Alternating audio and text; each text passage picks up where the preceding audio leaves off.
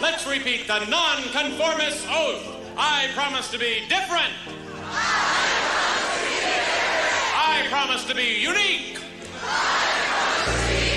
I promise not to repeat things other people say.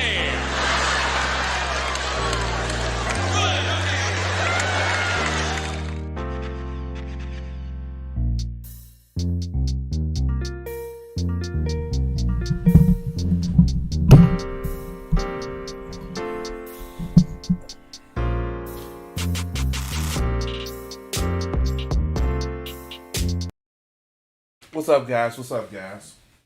I'm up here trying to feed my fucking face because I'm motherfucking hungry.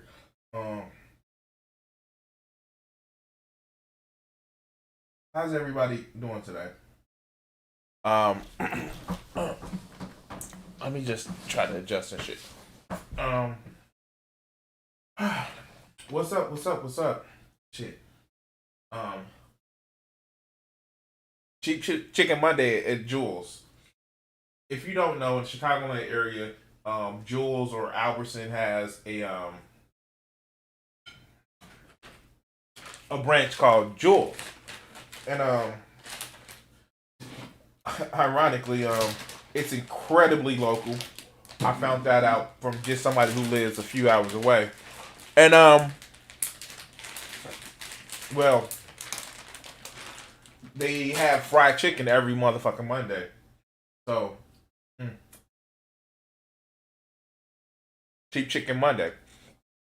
8-piece for $5.99. Now, this isn't a sponsored segment by Jules. It's just that it's a cheap way to get chicken.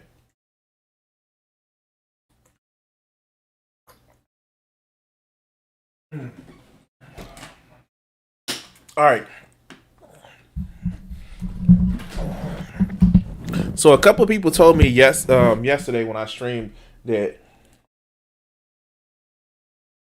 they couldn't see in chat. And I don't know if that was a product of Restream or that was a product of the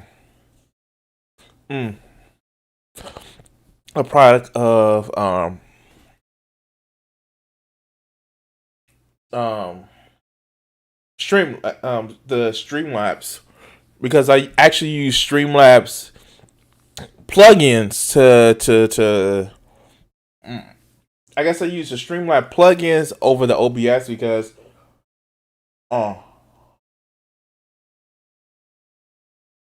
Streamlabs OBS is it costs too much memory to run when I can just use Streamlabs and actually just use plug in some of the shit that I like to use.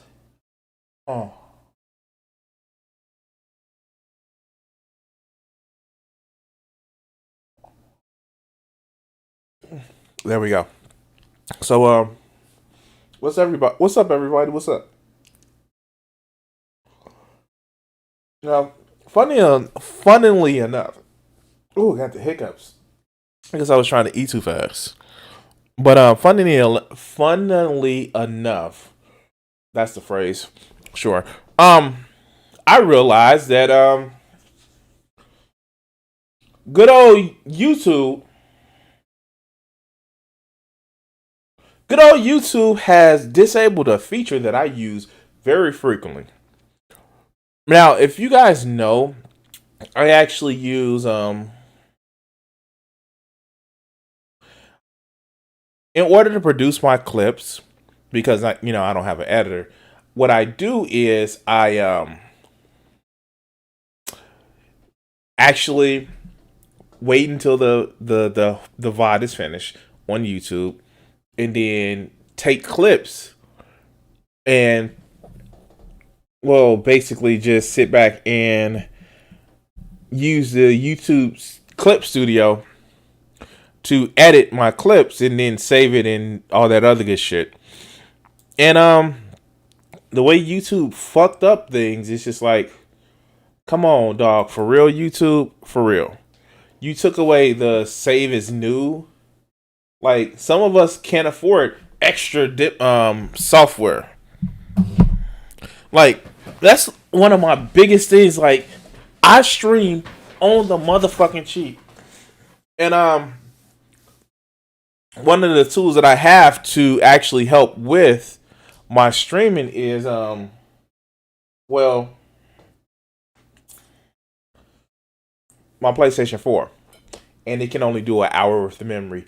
And I do have like a video editor built into my computer. A really shitty one. A very shitty video editing software. But who knows, right? Anyway. I have to work this Saturday and it's not cool at all.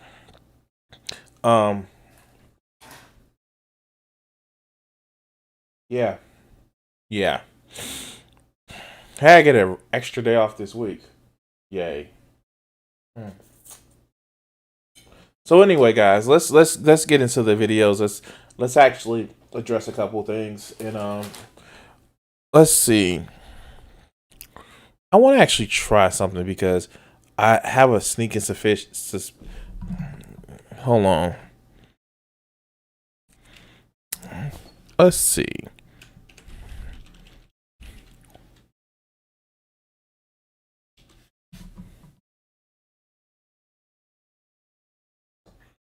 All right, so things are coming up good.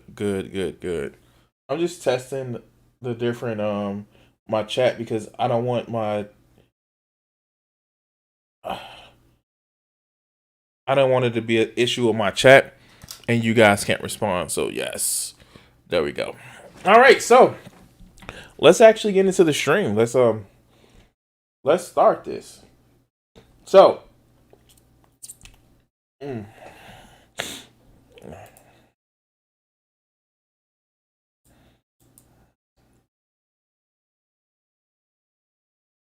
All right, so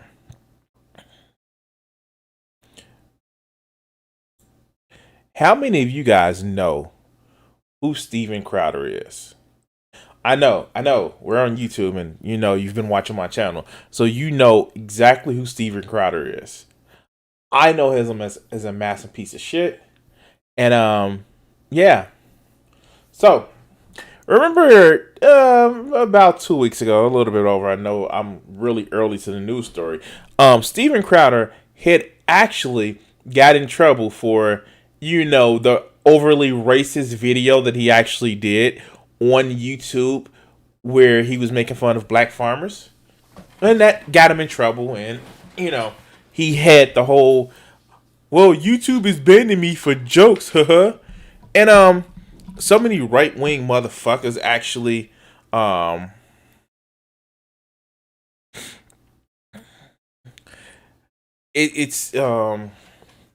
so many right-wing motherfuckers came to his defense, and we're actually gonna talk about that. We're gonna actually deal with Steven Crowder first.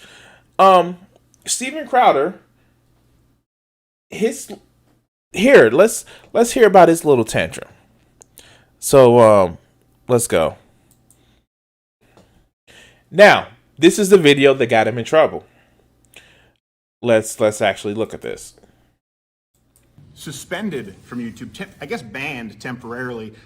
Just logged into my email yesterday to find out that we had a strike that wasn't a real strike before for our COVID anniversary video, 15 days to flatten the curve. All the sources are available at loudearthcreditor.com. No, motherfucker. You had a strike for a new video. Like, it makes no sense that he tries to minimize the shit that he gets in trouble for. Like, he really tries to minimize the shit. But no. Of course, it's because the evil mainstream media is out to get him. But let's continue. Including the CDC and WHO, which apparently is fake news, can't be used now.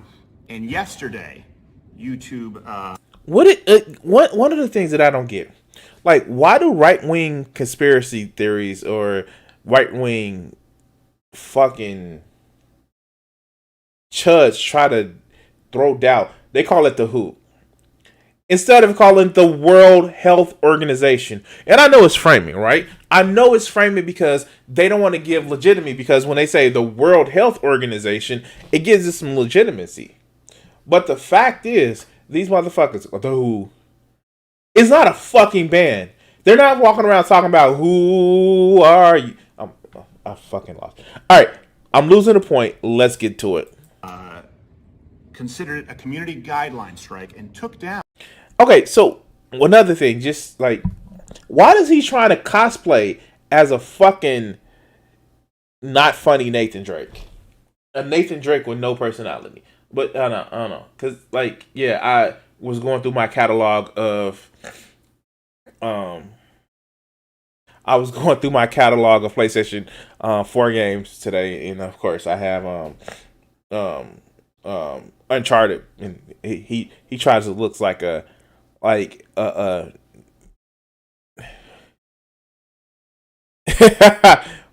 yes, yeah, a lot of them try to say black people are a victim mentality, but they cosplay as this shit.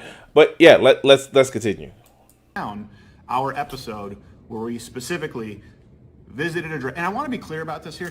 We've never alleged that the election was won by Donald Trump, because we can't. Fuck? Oh, of course he throw in because we can't. Steven Crowder, dog, you made videos after videos talking about we don't know, and it's a thing with the right-wing motherfuckers to say, like, well, Joe Biden borrowed the election. Motherfucker, like you borrowed the country from the natives that were already here. Huh? What? The fuck?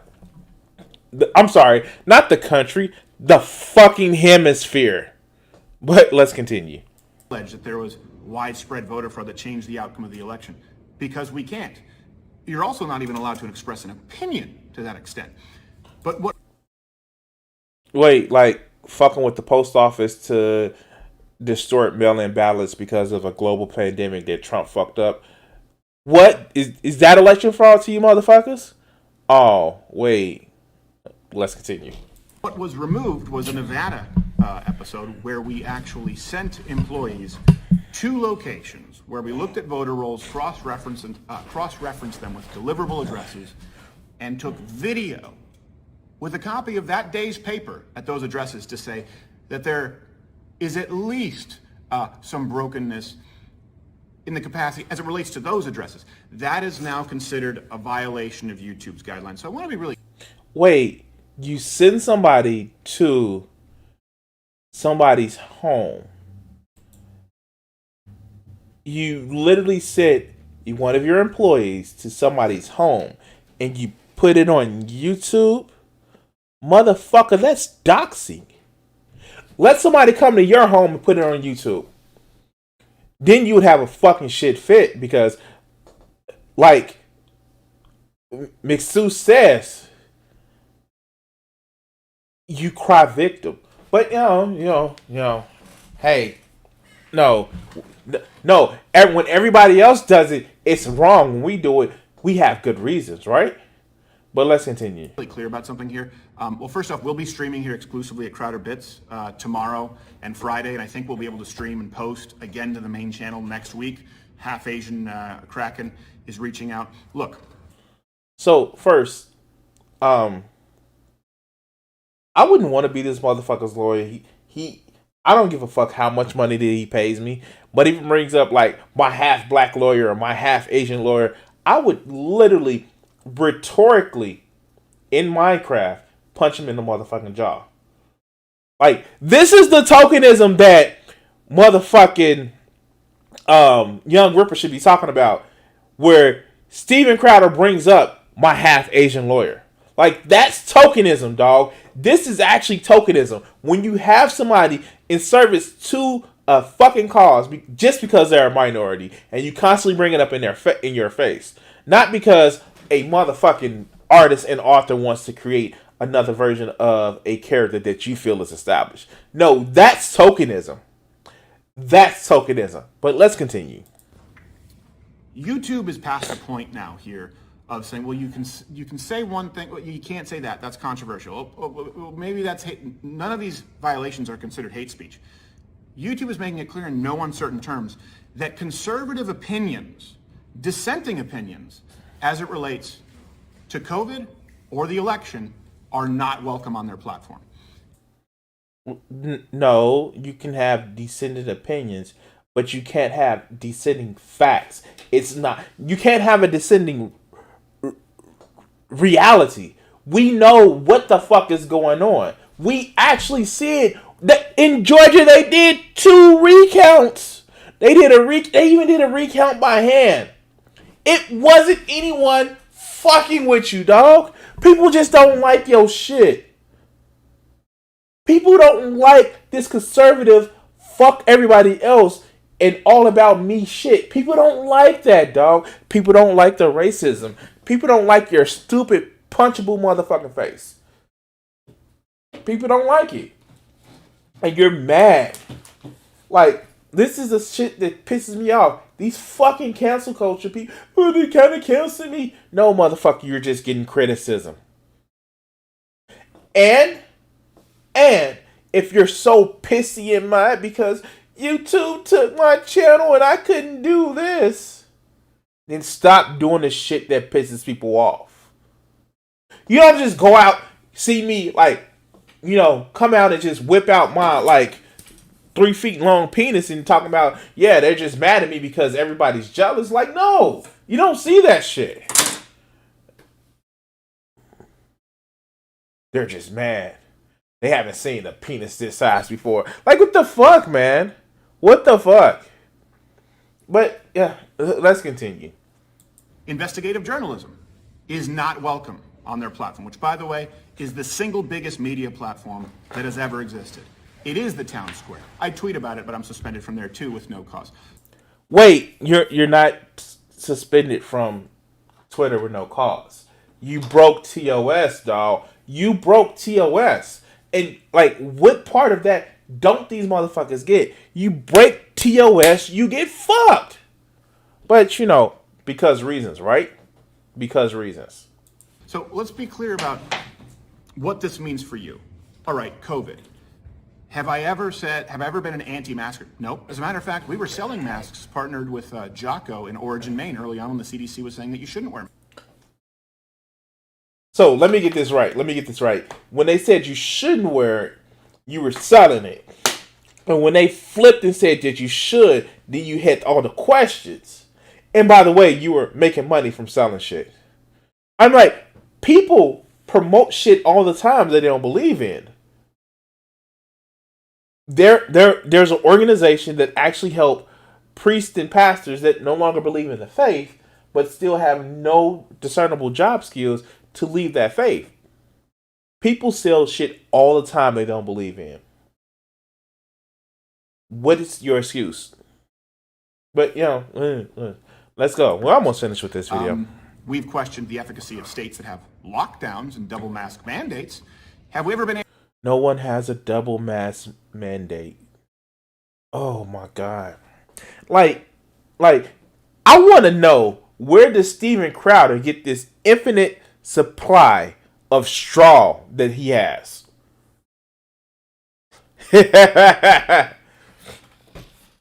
Oh no. Cat, that's not investigating journalism. That's just, him living out his repression. But anyway, let's go. Anti-vax. No, we have not. We've said that we need to protect the most vulnerable, the elderly among us. We even held a protest in Michigan to say that we oppose Whitmer's senior living. I know Joe Lewis. He sees me getting all. Look, I got Joe Lewis here, and look who's filming. Look. Is it something that I'd like?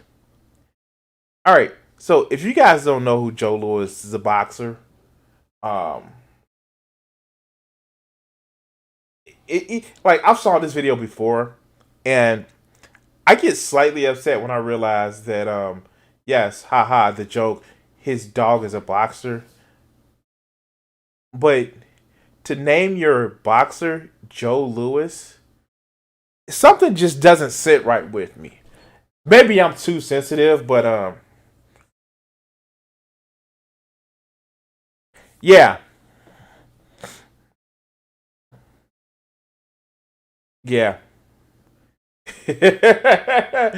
He does look good in pink, right? Look who's filming. Say hi. What? Oh, am I upside down? I don't know. He has famous guy head right now, but he's also much closer to the camera. It's like what it's like when happened? TJF did 3D. Whoa! I hope I don't get a Nerf gun. Was that supposed to be funny? What was that supposed to be funny? Let's go. No, didn't say any of those things. When it comes to election, did I say this was stolen? No. Did I say that Donald Trump won the election? No. What I said was this is an address from where someone voted, and it doesn't exist, and I stand by that. That's a violation of the public square right now. This is now clear that conservatives, everyone out there who has an opinion that may be detrimental to this administration, and of course the people in big tech who support them, will no longer be allowed. It's very different from what happened before with the Vox apocalypse. And this is... Wait. Motherfucker, no. No, you don't get away with the Vox apocalypse. No, motherfucker. You purposely was targeting somebody just because on the basis of their sexuality. No, you fucking don't. Which is kind of ironic because, well, according to your colleagues in your brief stint at Fox News, you may have had some questioning at your time. No, of course Steven Crowder lies multiple times when he opens his mouth to speak. One, when he says he's a man. Two, when he says that he is intelligent. Three, when he actually says that, he makes sense. Like we know Steven Crowder lies multiple times when he speaks, but Steven Crowder, right? All right, let's finish this video up. By the way, use the hashtag #adpocalypse2. That's what's happening right now. Yeah, we've been fully demonetized. We expect that. The suspension doesn't make a lot of sense, and we haven't really heard back from anyone at YouTube. Oh, thanks for the following. No, of course it makes sense. You broke TOS, dog.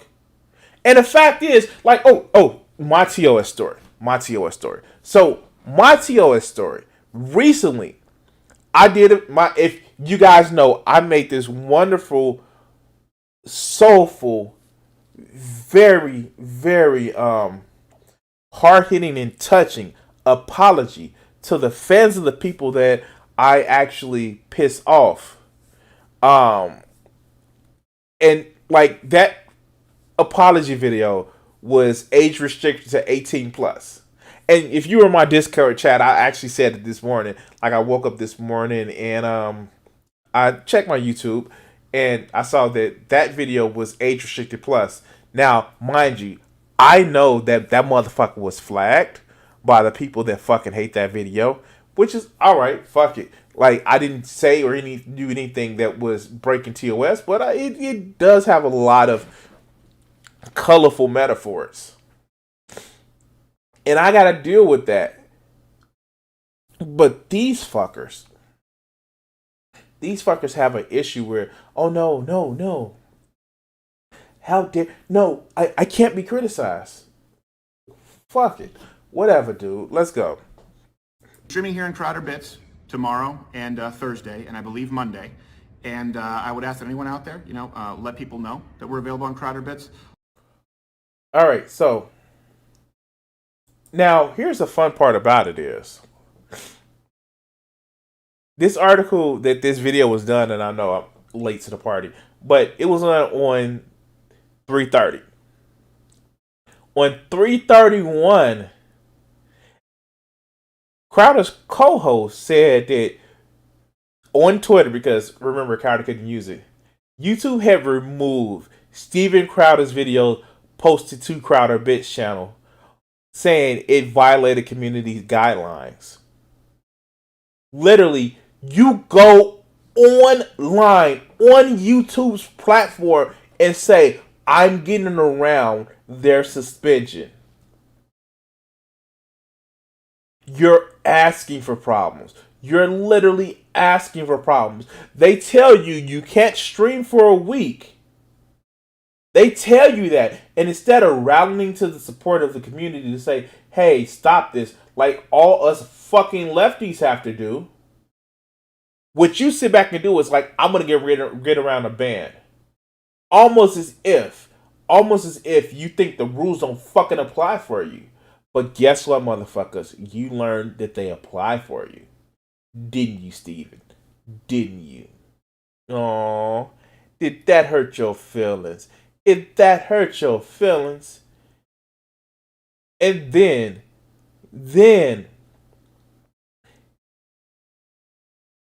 like, you have, like, why? And this is the adpocalypse that he said he had an issue with Carlo Mazza. Carlo Mazza, he peddled election and COVID conspiracy theories to millions of people. YouTube punishment is less than a week-long suspension, and he's allowed to keep posting on his secondary channel? Yeah, of course. Of fucking course. I don't know what else to say. Because what ends up happening is motherfuckers like him get away with so much motherfucking bloody murder. Because he's popular. And I'm sorry.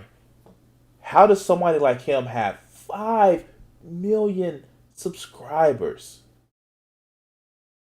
I'm not even mad that he has that amount of subscribers. You know what scares me?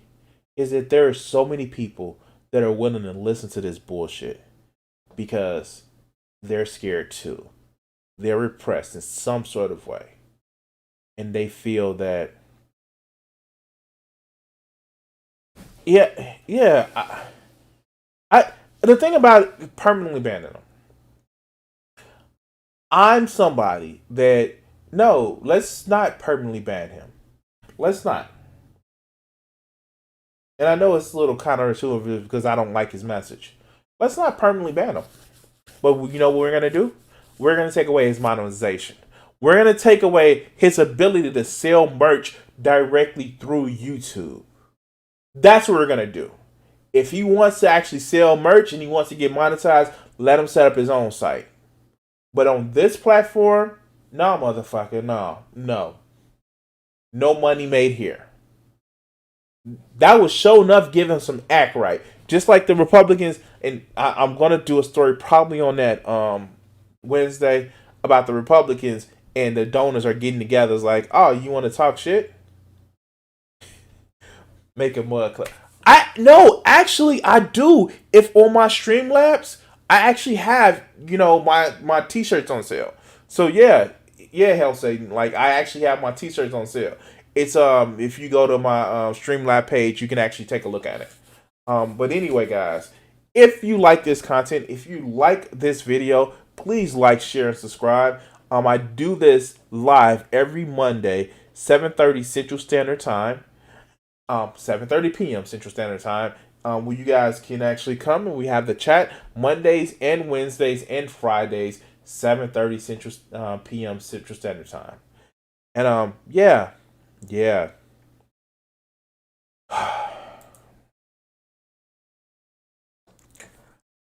So, yeah, that's Steven Crowder, man. Like, this no, motherfucker.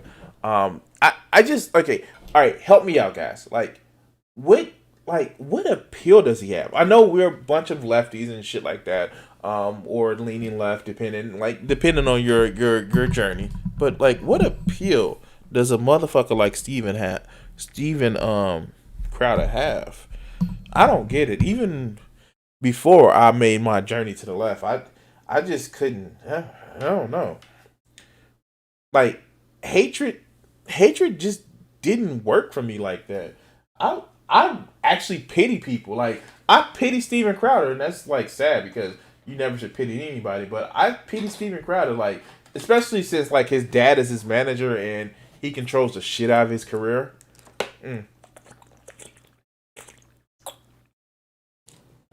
I pity people like that. I pity the fool.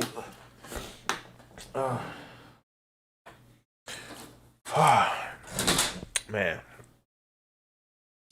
Anyway, guys, how was everybody's weekend today? Oh, well, this weekend. How was everybody's weekend? I forgot what this shit was today. Kind of act like I kind of upset that what is it? God damn it.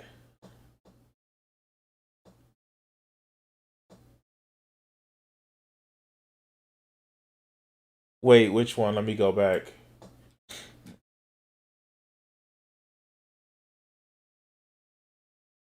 No.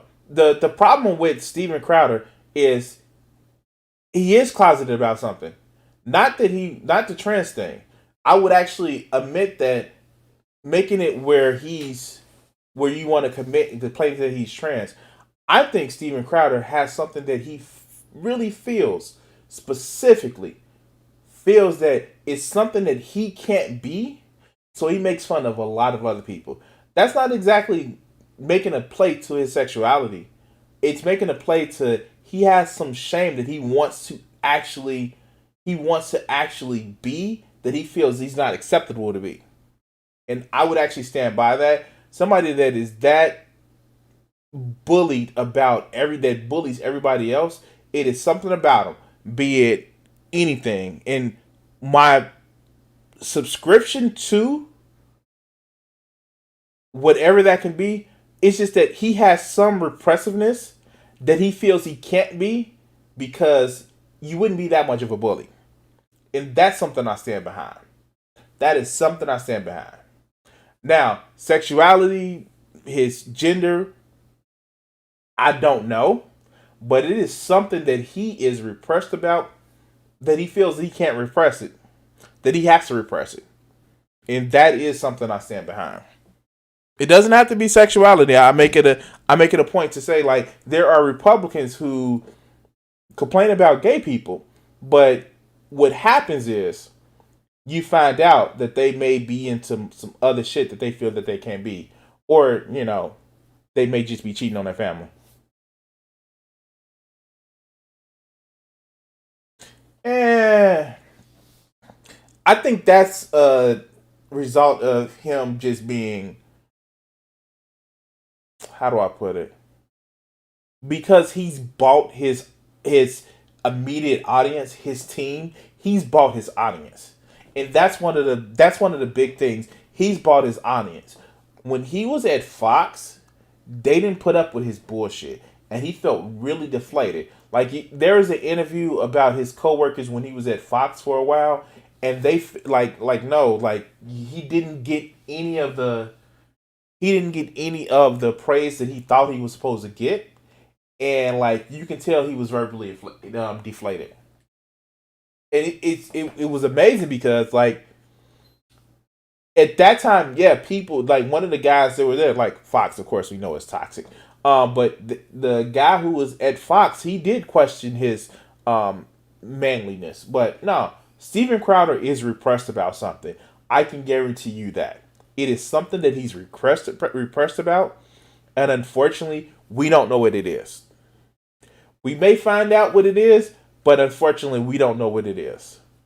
I worry about the man because, yeah, it is something that he is repressed about, and he feels that for some odd reason he can't be the person he wants to actually be. So yeah, no, yeah, it is a repression in him that he feels that he cannot be. I'm looking for something. I'm sorry about this, guys. I'm actually looking for something because I need to update this Twitch stream. It's still showing from yesterday. By the way, while I'm waiting for this, hey, I DMX died.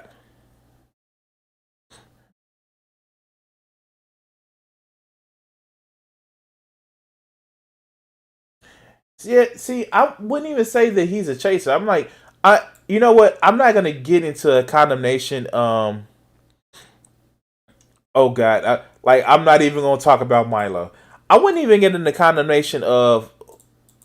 And I'm gonna actually say this, and I don't mean this with like all sincerity. I don't really care about people whatever they really like. I really don't care. I don't think that a lot of chasers would like, even if it was openly acceptable in their eyes to be a straight man and like trans women. I still think that he would be repressed about something. I just think that Steven Crowder is a guy that was bullied by his dad, who still controls his career, and I really think that that's one of the biggest issues that he has. I really think that's a big issue that he has, that he can't be himself. His dad controls his career way too much, and yeah, no, that is a fucking problem. All right, I'm finished updating the. Yes, I'm finished updating the Twitch stream. I'm sorry, guys. It took me a while to find the information that I need.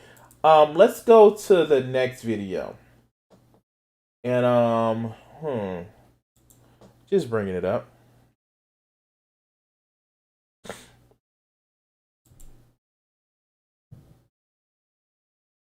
Oh God.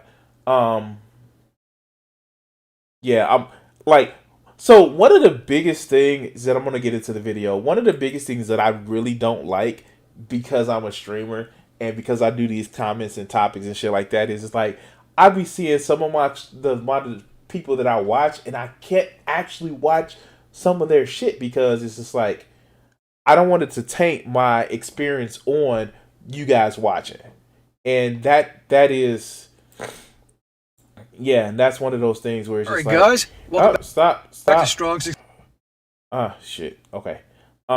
It taints my experience of you guys actually watching it. It's just like, it's one of those things where it's just like, god damn it, I fucking hate it, because like I really want to watch the shit. I envy you guys who don't make content. You can sit back and be part of the audience, and just like enjoy people's take. You can have your own take, but you don't depend on putting out your own take on it. And you want, like, I try to stay neutral before I see a video. I try really hard. If it's a topic like I see a bigger streamer or content creator making, I literally see the video and then it gives me an idea to follow. So yeah, and these, oh God, it can be difficult. It can be very fucking difficult. Yeah. So let's go ahead and move on to the next topic. All right. So, this topic to me is actually pretty interesting. One of the things that you see a lot with let's just be honest, these males that have an issue with trying to get women, or these males that are insecure with dating women, and it's always males that's insecure with dating women. It's they're always scared of being, to be honest with you, they're always scared of being cucked. They're always scared of being just in some sort of way being taken advantage of by women. And it's hilarious because one, they don't have any women to take advantage of them. Two, they're not worth the catch to be taken advantage of. But they have this big, huge fear that some sort of way a woman is going to take advantage of them. So you hear like the Chris Brown song, "These bitches ain't loyal," like shit like that. And it's just amazing to me that these guys sit back and have this fear that in some cases, black man is going to come and take their white women or some shit like that. You hear Sargon of Akkad actually making a song with some no name fucking rapper. Like literally, like that somebody is gonna come in and take their woman. It's just like, are you that fucking scared of your insecurity as a man? But what if you're not actually sleeping with the woman, but you're just doing some nice shit for her? Even then, even though she knows that you have no responsibility to the child, sometimes these evil, mean women will still take advantage of you. And that's where we have this gentleman right here. Young woman sues kind neighbor for child support after he watches her son during the pandemic. Yeah. That is this video. I've had this on my back burner for a while, but this shit makes no sense. But let's hear this shit. All right, guys, welcome back to Strong Successful Male. Wait, first of all, if you have to tell somebody that you're strong and successful, then buddy, you're not. I know I made this joke about this guy before, but like, really, you have to tell people that. Really. Let's go. For today, I'm going to go over a story titled, "Am I the A-hole for not looking after a kid anymore?" Now, guys, the title of this article is a little misleading because when you first hear it, you think the guy is asking the question, is he being the a-hole for not looking after his own kid? But that's not the case. This is a situation about somebody else's kid, okay? And guys, this story is a perfect example of the saying, "No good deed goes unpunished." I shudder to think, okay, let's go. Because what we have here is this is about a guy who is living in his apartment, and a woman moves in next to him. She's young, like 24 years old, with a little kid, probably about 4 years old, preschool age. So she probably had the kid when she was 20 years old, so obviously very young. And wait, having a kid at 20 isn't very young. Wait, isn't these same guys who talk about the best time to get a woman is between 18 and 24? Like, wait, what? She split the middle. Like, the fuck? Wow. Like, how the fuck? Like, we had Coach Red Pill tell us, like, no, women between the ages of 18 and 24, that's the best childbearing years. But now she's young for having a kid at 20. Yeah, okay, whatever. Like, whatever floats your boat. Let's go. And he could really see very quickly that something was off.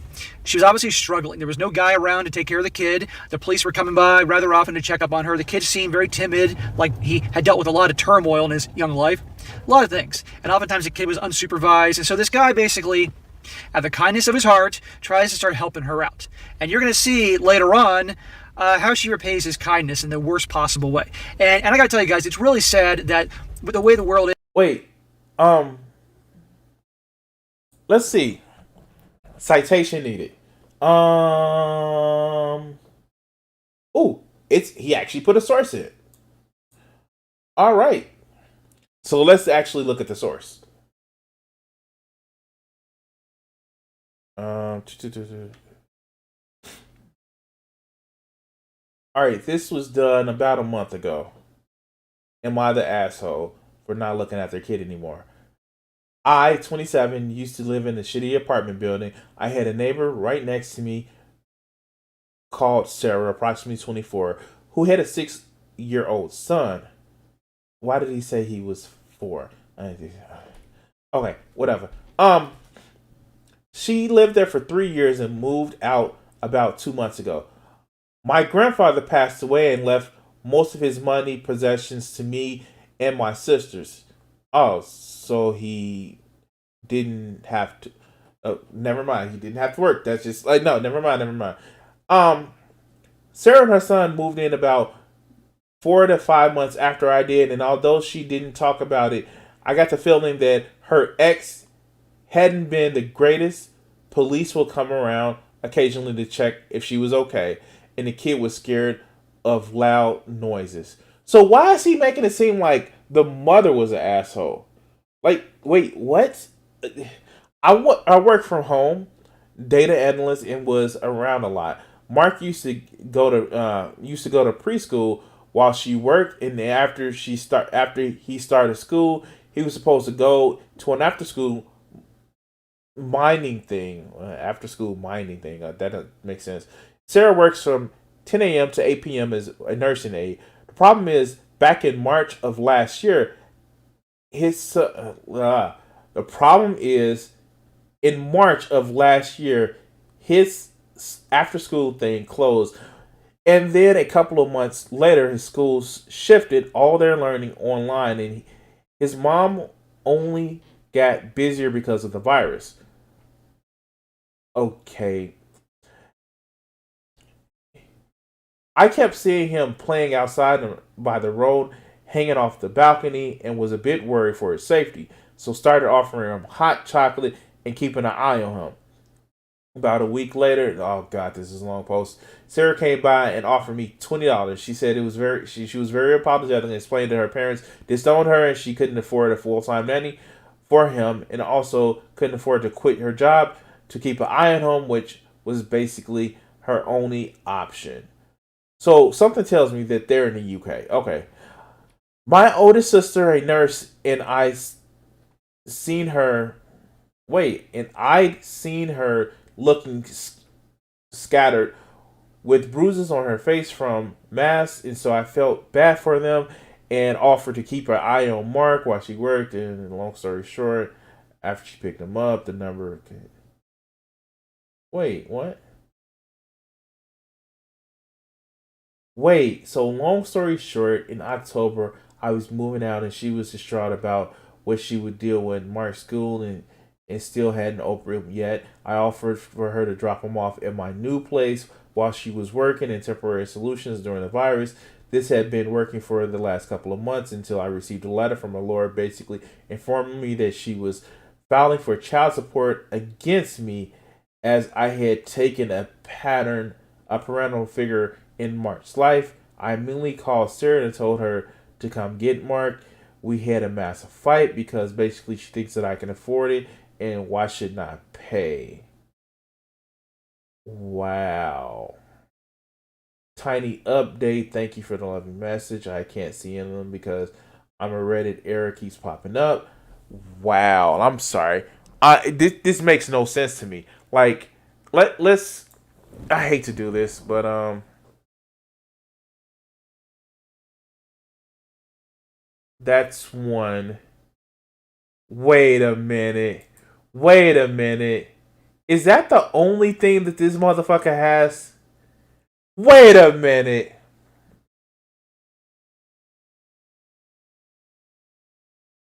Wait a minute. Okay, okay. Is this one of those fanfic stories? Is this one of those fanfic stories? Okay, he has 6,100 karma. 6,100 karma. Oh, and this video has. Oh, is this a fanfic story? Hold on. Let's search this shit. I know I'm being pedantic as hell. Let's go.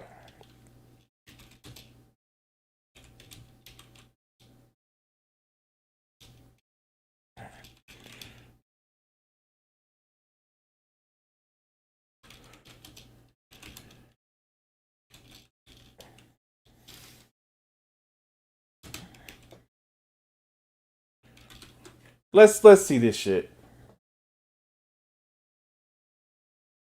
No. No.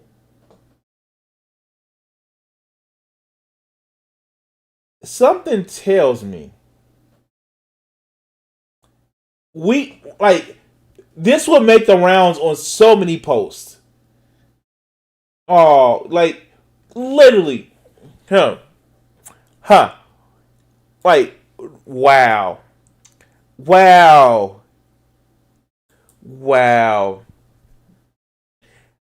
Okay, let's hear this fan fiction the way he tells it. How it's just there's some really ugly people out there, And, guys, I always tell you to be careful when you have some of those urges to be the white knight. Movies and television, demonstrate guys being the white knight heroes to people that need help, in particular women. And, of course, they're Wait, I'm sorry. Wait, time out. What? Just reading the article. Just reading that fucking Reddit article. What standing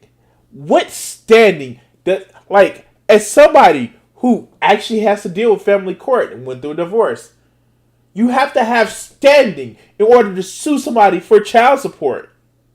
You have to either be a parent or proven through the court for child support. Wow. That shit just wow.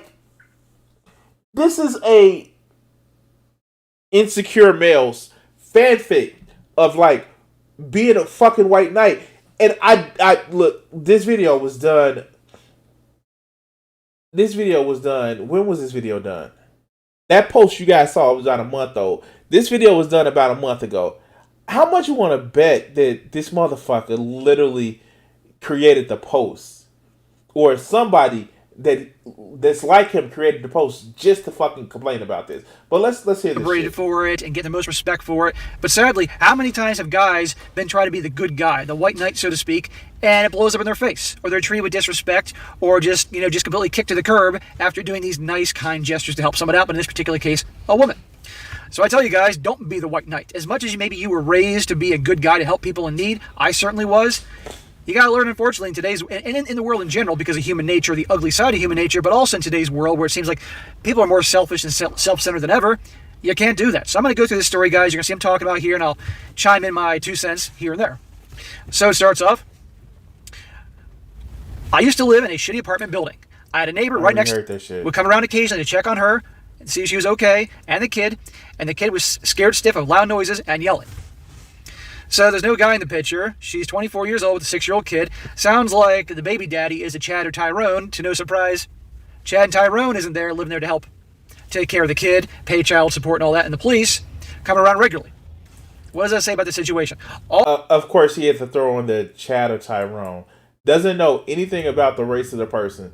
Just Chad or Tyrone. Yeah, no, of course. Of course this is not racism. Of course this isn't like if you're a strong, successful male, you're a Chad or Tyrone, motherfucker. No, you're not. You're. Oh my god. Okay, let's go. All this stuff should be a sign that the guy does not get involved. Because, unfortunately, people like that in that situation, when the police are coming around a lot, or social services are coming around a lot, there's going to be a lot of trouble. There's going to be a lot of turmoil. And you should not involve yourself.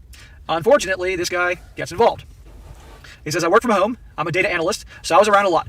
Mark used to go to preschool while she worked, and then after he started school, he was supposed to go after school child minding thing. He says that Sarah works 10 to 8 p.m. as a nurse's aide. The problem is that back in March of last year, his after school thing closed, and then a couple months later, his school shifted to online learning, while his mom got busy.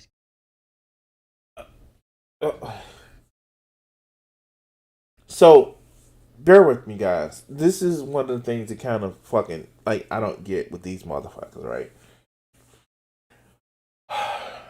These motherfuckers tend to lean Republican, right? So do they want to go back to a traditional family structure where the woman stays at home to take care of the kid? But at that point, you would actually have to increase the pay for somebody to actually work one job. No, they don't want that. Do they want to have like a system in place where people don't have to struggle so much? Like we increase wages even for single mothers. No, they don't want that. They just want to shit on single mothers. Oh yeah, that just makes sense because reasons. They're damaged because another man was inside of them or some shit. But let's go. Easier because of the virus. So last March when COVID took the world by storm, everybody was shutting down. The kids' school got shut down. The after school shut down, so the kid's home alone. But the mom's got to work. It's a tough situation, regardless of who she is. That's a tough situation. It's been a tough situation for lots of parents. I know here in the States, they got to do their job, but also they got the kids to deal with. He says here, I kept seeing him playing outside by the road or hanging out off the balcony and was a bit concerned for his safety, so I started offering him hot chocolate and keeping an eye on him. So if the kid is 6 years old and is home alone and he's hanging off the balcony or playing by the road, I mean, that's the type of crap that gets social services involved if they're not involved already. And if the child is seen to be in danger, oftentimes in situations like that, that's when the state gets involved and usually puts the child in foster care. So this is why I know that story is fucking false. If you can't have it that the CPS is always coming around. You can't have it that police is always coming around, and then they know that a child is alone. Like this is the shit that like. I'm glad I read the story before I heard this bullshit because I know that shit is fucking false. Because if CPS is involved and they know that the child is alone, they no, that's not how this shit works, dog. That's not how this shit works. Oh wow, fuck. Oh wow. Yeah, of course. No, of course. No. He's being a Chad or Tyrone then, but let's continue. So whether she wanted that to happen or not, who the hell knows here? But, the kid has no supervision, 6 years old, and he's hanging. Wait, did he... Wait. And if the child is seen to be in danger, oftentimes in situations like that, that's when the state gets involved and usually puts the child in foster care. So whether she wanted that to happen or not, who the hell knows here? But, So, wait. So, did he just throw out the... Well, if the kid was in foster care, she may not want that or not. Like, wow. Are kids just a bother to you? Like, sometimes I think, like, some of these guys, they don't really want a relationship. They don't really want kids. What they want is a genetic offshoot to shoot their genetic material to pass on, and that's all that they want. Like, for real, I just really feel that sometimes because the way they talk about kids are as if they're a nuisance. But let's continue. The kid has no supervision, 6 years old, and he's hanging off the balcony. I mean, I get, because I'm not totally heartless. I get she's struggling. I get that. But that kid's got to be supervised. What would you do if the kid fell off the balcony? And her ass would be brought up on charges if something happened to that kid. But this guy, again, out of the kindness of his heart, he feels bad for the kids getting involved. And you're going to see, once again, the white knight thing doesn't work. He says, about a week later, Sarah came by and offered me $20. She was very apologetic and explained that her parents disowned her. There's another red flag. And she couldn't afford a full-time nanny for him, but also couldn't afford to quit her job to keep an eye on him, which was basically her only other option. And this is where the Mr. Nice Guy comes in. My older sister is a nurse, and I'd seen her looking shattered with bruises on her face from the masks, so I felt really bad for them, and offered to keep an eye on Mark while she works since I was at home anyway, and he's a cool kid. That's a big thing this guy is willing to do. He's doing his own job. He's going to watch her kid every day. You would think that she would pretty much be doing anything to show her appreciation for such a kind gesture. And it is. Oh, there it goes. There the fuck it goes. Wow. Oh, thank you, kind gentleman. Oh, thank you, kind Mark. Let me prostrate myself before you because you're watching my kid. Like, these are the type of motherfuckers, if they ever got a relationship, if they ever got a family that they want, they would look at, babysitting their own kid as they should get some sort of reward. And I'm sorry, yes, even though I am a father, I think you can babysit your own kid. It's not something that is exclusive to... I know some people get offended, like, how could you babysit your own kid? easy. Like, yes, you are babysitting your own kid, but I give credit to like both men and women, mothers and fathers, who babysit their own kid. It's taking care of your kid, it's babysitting. It's the shit is interchangeable. I don't see it as a problem. So come at me. But these are the people that think they should get rewarded. I took care of the kid. I changed the kid diaper. No, that's what parents do. Looking after a kid is like, yeah, sure, like it's some work, but like it's not something to fucking. It's not something to be praised just with super admiration for. It's like, no, you brought a tiny human into the world and they owe you nothing. They don't even owe you their love. The only thing that you owe them is to make sure they're to a point where they can be where they don't have to be taken care of. That's it. But let's continue. Is a kind gesture. You know, this situation makes me think. Well, I'll get back to what I'm thinking here in a second here. Of course. Long story short, I told Sarah in October that I was moving out, and she was distraught about what she'd do with Mark. And he says the schools and the childcare still hadn't reopened here yet. I offered her to drop him off at my new place while she was working as a temporary solution during the virus. This guy is really going the extra mile here. He's moving out, and she was upset. Okay, you can drop him off at my place. Good Lord. This had been working for the last couple months until I received a letter from a lawyer basically informing me that Sarah was filing for child support against me, as I had taken on a paternal figure in Mark's life. I immediately called Sarah and told her to come and get Mark. We had a massive fight because basically she thinks I can afford it, so why shouldn't I pay it? Holy crap. This guy's been watching this kid for months, obviously not asking anything in return, trying to help her out. He moves away, and next thing you know, he gets a letter from a lawyer, and she's suing him for child support and for financial resources to help take care of the kid because this guy, oh, well, you got the monies and you've been watching him, so therefore you should pay up. And there we go. There we go. This is like the word that I can no longer say on Twitch, but this is that mentality. What does they say? Alpha fucks, beta bucks. Like literally, this is their fear. This is their whole fucking fear of like, well, if I get with a woman, she's gonna be using me for my money, and she's not gonna give me the shit that I want. Like, really?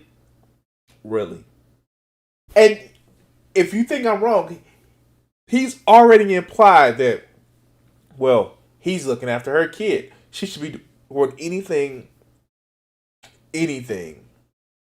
that he wants. Like, the fuck? And also, here's the thing.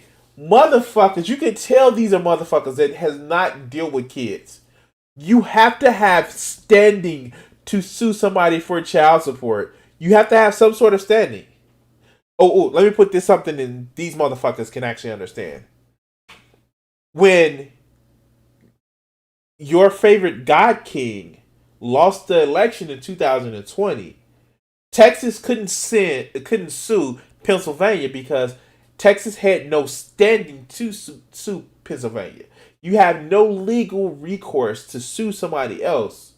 Just because somebody is nice to you, just because somebody does something for you, unless you have an agreement with that person, you can only sue them for the agreement that they broke, not for some made up shit. And no fucking lawyer would be able to sue another person for, well, I just think that you're becoming a father figure, so I need to sue you for reasons. That's not how this works, Chief. And oh yeah, let's look over the glaring issue of if she doesn't have any money, she can't afford a lawyer. Am I the only one that like why am I picking this story apart? It's just some pitiful ass little lonely man coming up with a story and then another pitiful ass little lonely man that's actually trying to make money off of it. But let's continue. You gotta be kidding me.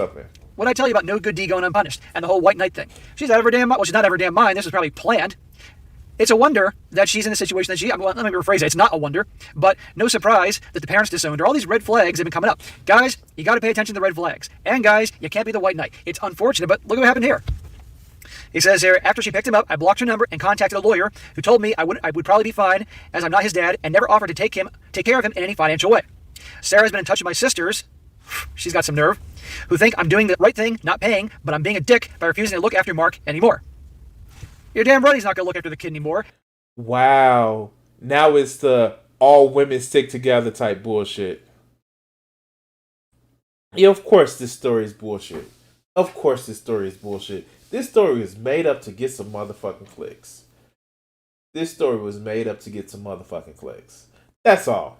That's fucking all.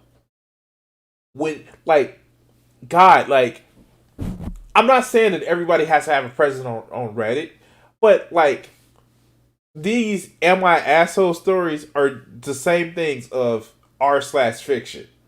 Like, you can go to my Reddit, because, like, I have a Crimson 60620 Reddit, where I have, like, I post my videos and shit like that. I have a Reddit community. But, like, yeah, like, or, like, no, dog, like, like, wow. Somebody who's never dealt with family law would actually believe this shit. But let's continue. After she tried to sue him for money and child support, what are they thinking? I mean, right here, they don't blame him about the money thing. It's not his responsibility. This isn't his kid. He was just offering to help out, nothing more.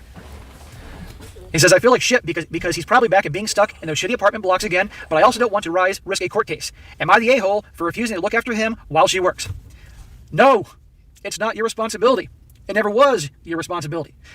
This guy, again, is trying to help her out, and this is how she shows her thanks. You gotta be freaking kidding me. But this guy, he's obviously a classic nice guy, and he also has a white knight syndrome, and his sisters actually got him thinking that he's the bad guy because he refuses to look after this kid after she pulled that stunt with the lawyer. No way. I mean, literally, this is the shit that goes on in today's world. It's really unfortunate. I mean, this makes me think of the movie The Karate Kid. And I'm sure most of you guys have seen The Karate Kid, not the one with Will Smith's kid, which was not karate, it was kung fu, I might add, but the original Karate Kid, Mr. Miyagi. Oh, oh yeah, sure, of course. Yeah, sure, of course. He's flexing his nerd cred here, like, the fuck?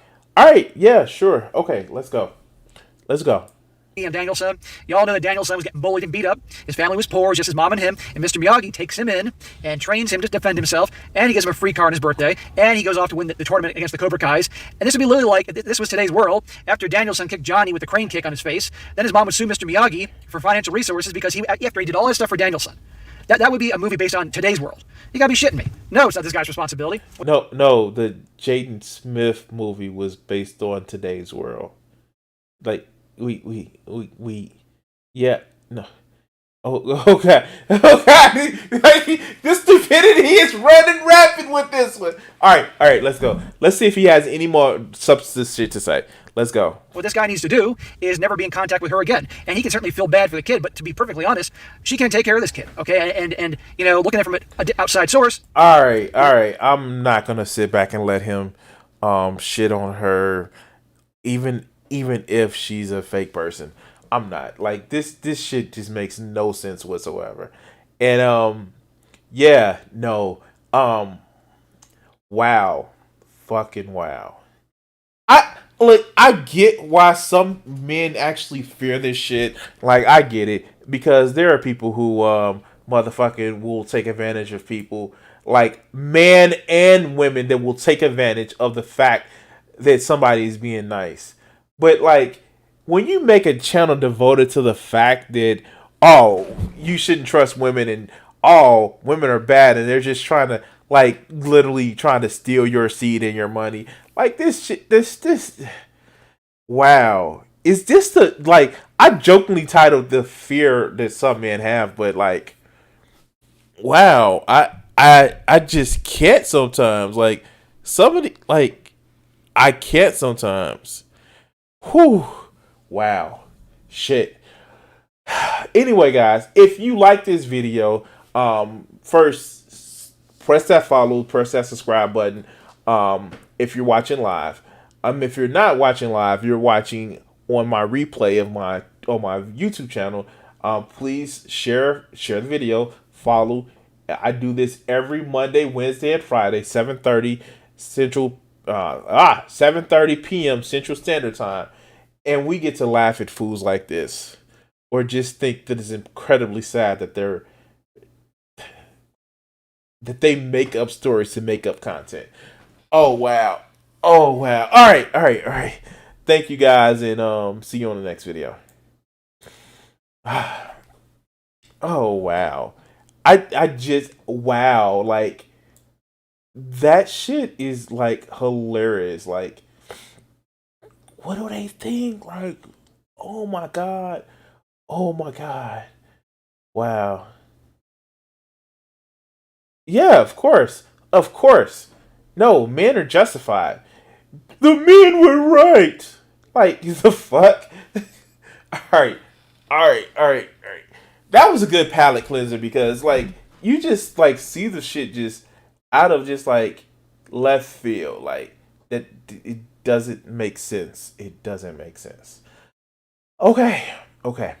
So, wow. Let's just go. Whew. Shit. Give time for everything to reset.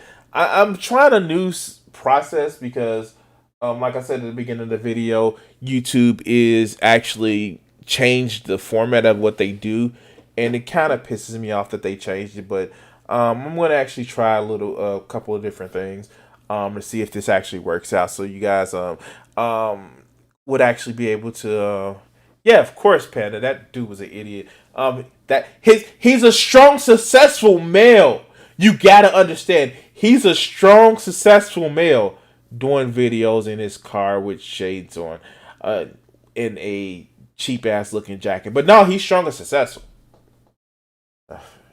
I'm trying to actually change the way I'm able to cut these videos in. But yeah, let's So let's go to the next video. And warning alert, this shit will piss you the fuck off. Alright. Okay.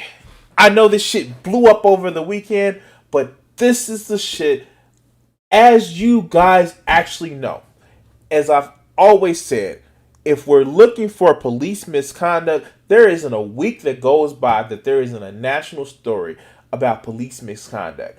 And if you actually believe that there's nothing wrong with the cops, then I have a fucking swamp to sell you in fucking Arizona.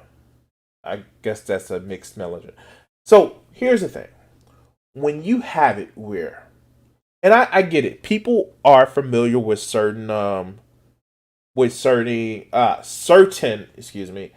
people that they may know that, you familiar with somebody and they know they're not a good person. But when you have a system in place where people don't have to just think, they can just people how to group think, then we have problems. Because here's the thing. There are things that's wrong with policing in this motherfucking country. We have evidence.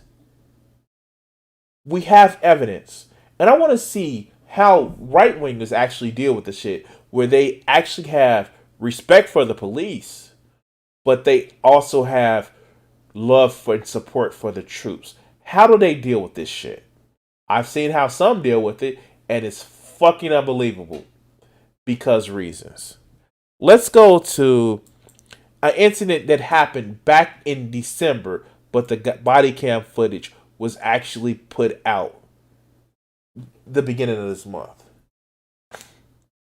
Now, to set the scene, there was a Army active duty lieutenant who had a new vehicle that was driving home, and because he had temporary plates, the cops pulled him over. Now, what also happened was he was less than a mile away in a bright lit area. He didn't want to stop on the dark side of the road. And this is what happens.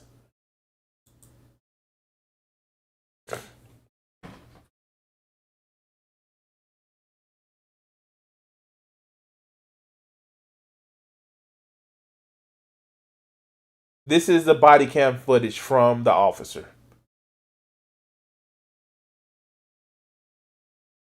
And I know that it was sound before, but I think it is. There go the sound.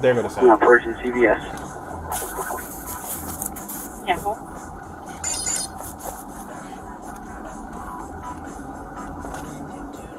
Here we go.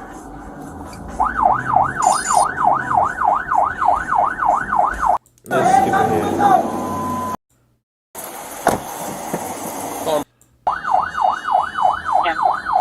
Now, here's the sound. Here it goes. Traffic stop at BP. These motherfuckers hop out hot. Going back.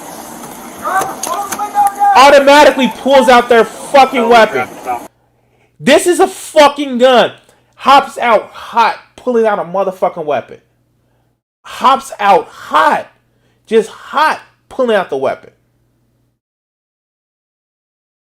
And the only thing that they see is somebody with tinted windows with a new plate.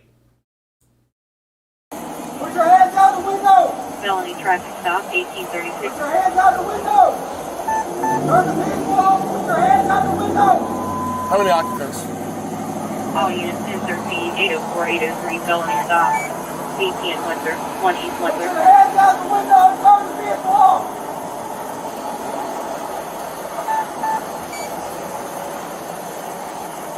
Now watch this shit.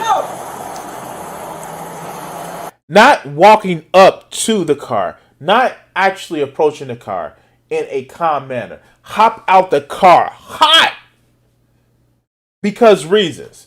They had to drive a little bit further in order to get to a brightly lit station. Come around your side. See your hands! How many occupants are in the vehicle?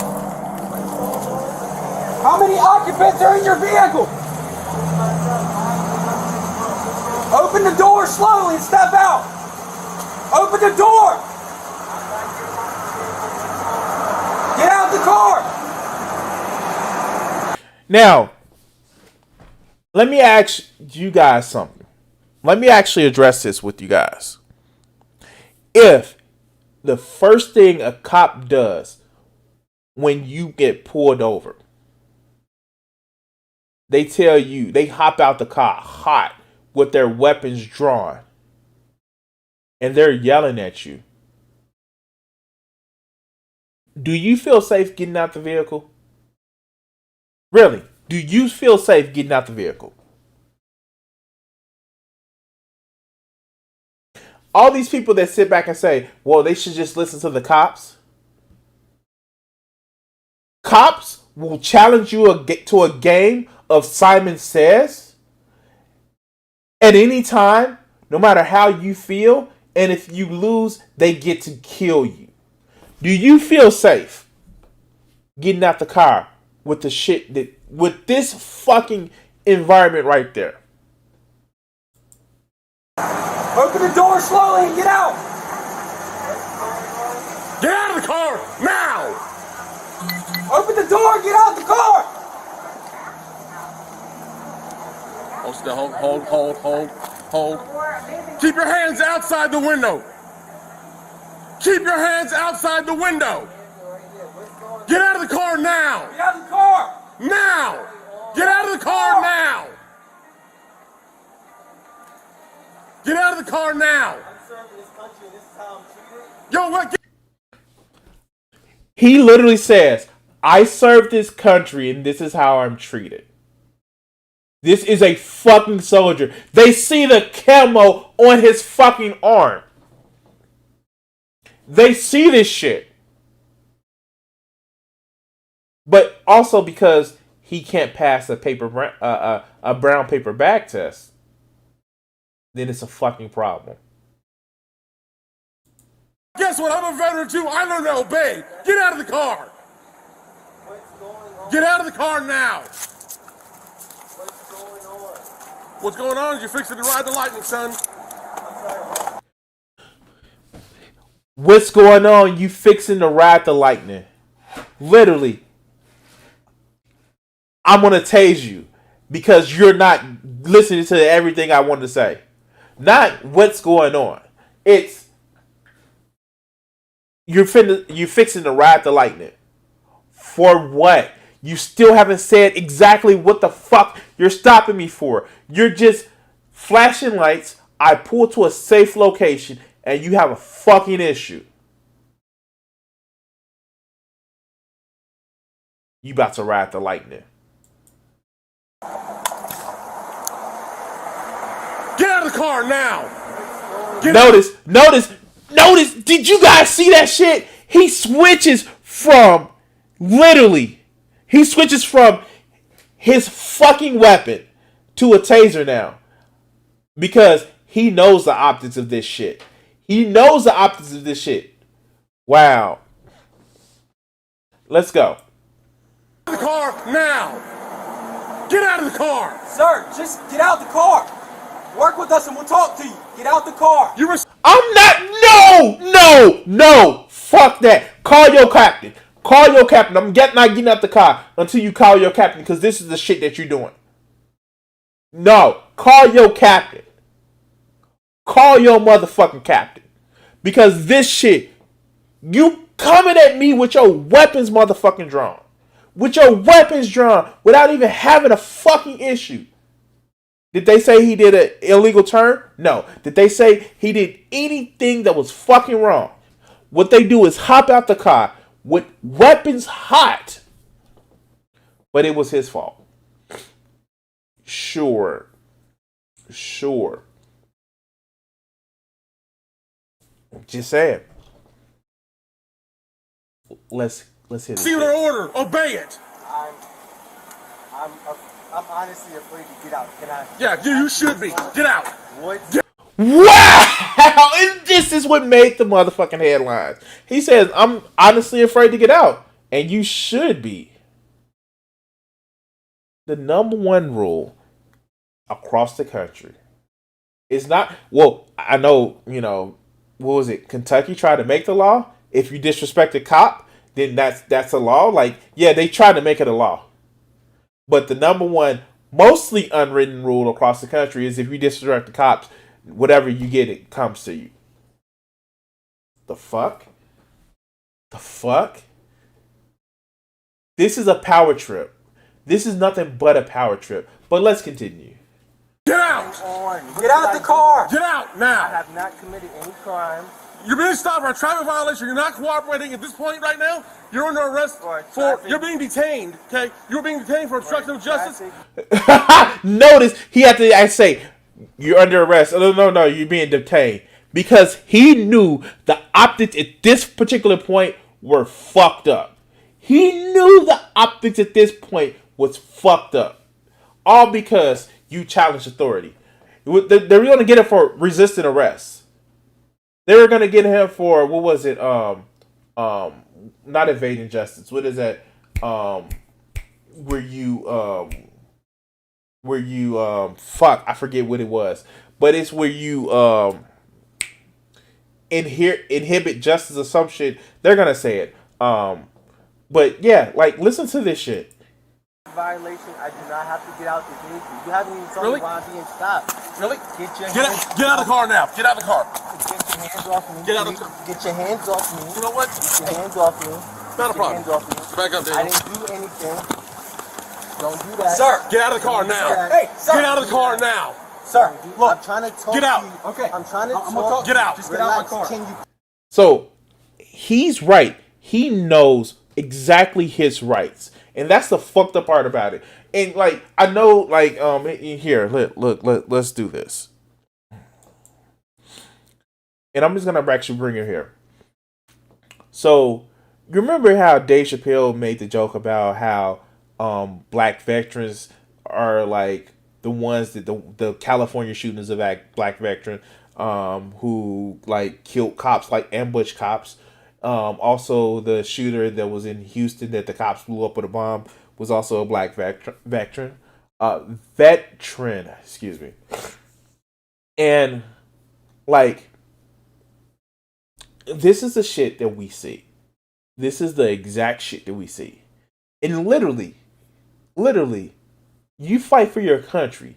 You know it's your rights. But you get little pissant, little failed fucking people that couldn't actually be long active duty soldiers being police officers, because you actually have more standards, more codes of conduct as a soldier going over to deal with enemy combatants than fucking police officers supposed to serve and protect. And the fact that he knows his rights is what's pissing these cops off. He's right. He didn't, like, what's the traffic violation? What's the traffic violation? Are there any traffic violations? Did you say any traffic violations? You got out the car with your motherfucking weapons hot. But let's continue.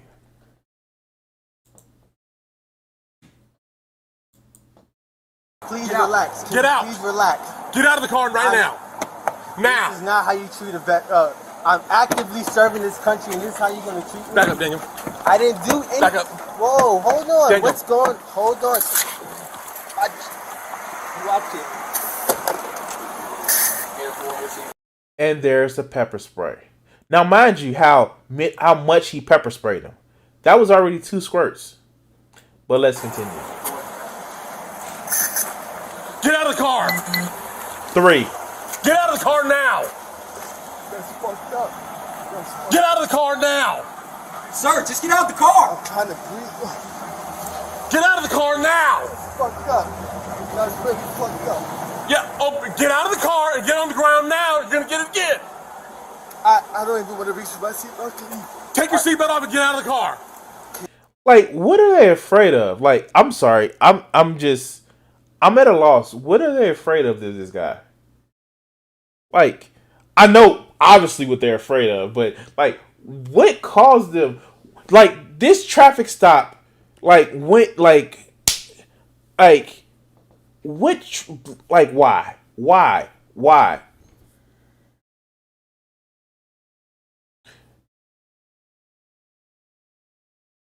Like, how?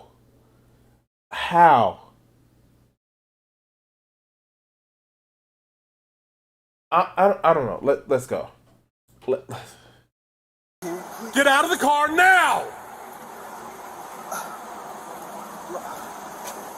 Listen. Yeah, and this whole thing, and I understand that story, and that's one of the reasons why swatting is actually becoming more of a problem, because one, people are just shit on the internet. 2,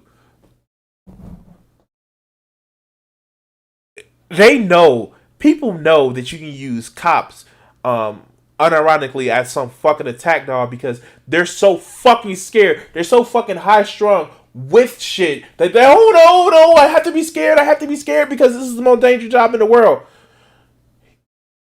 And at that point, pizza drivers say, hello, this is here, we here. Like, no, like, God. But let's continue. Let's finish. Take off your seatbelt and get out of the car. Look, I'm just gonna please. You're gonna do what you're told. Get out of the car. Look. Take your seatbelt off and get out of the. Look. Take your seatbelt off. Look, my hands are. Mind you, this the motherfucker that sprayed him. He sprayed him so fucking much that he's coughing now. This fucking cop sprayed him so much from the pepper spray that he's coughing now.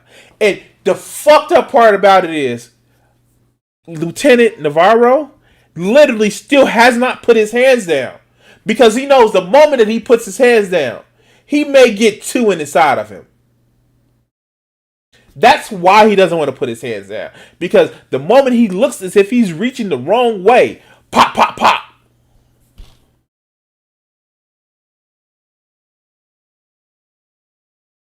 But cops have a dangerous job.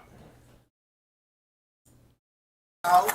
Take your seatbelt off and get out of the car. My hands are out. Don't reach in there, Daniel. Don't reach in there. My hands are out, please. Exactly. See, exactly my point. Exactly my point. They are so afraid of him. They don't want to even take the man's seatbelt off. But the minute that he puts his hands down the wrong kind of way, it's a deadly game of Simon Says. But, you know, Black Lives Matter is just talking bullshit about nothing. Please, look. This is really messed up. My dog is in the back. My dog is choking right now. Get out of the car. Take your seatbelt off. What are you, a specialist, corporal? What are you? I'm a lieutenant. Lieutenant, get out of the car. Take your seatbelt off and get out of the car. You made this way more difficult than it had to be. If you just complied. Get out. No, motherfucker, you made it way more difficult because you were fucking this. Like you're gonna see the fucking officer. He's a pudgy little fuck that looks like he hasn't ran a fucking half a mile on the treadmill in the last 20 fucking years.